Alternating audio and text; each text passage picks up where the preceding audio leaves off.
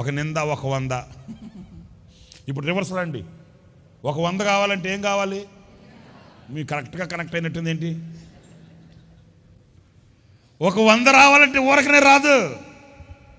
పరలోకమందు మీ ఫలం అధికమగును, పరలోకమందు మీకు స్వాస్థ్యము కలు, అక్కడ మీకు ప్రతిఫలం ఎలా వస్తుంది?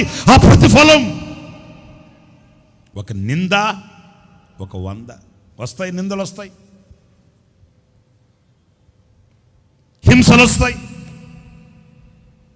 పాదాల కింద నిలిచిన మట్టి నెరలు విడిచే పరిస్థితులు వస్తాయి. కుటుంబం అల్లకల్లోలమై ఇక కుటుంబం నిలుస్తుందో లేదో అనే సమస్యల్లోకి ఒకవేళ వెళ్ళవలసిన పరిస్థితులు వస్తాయి.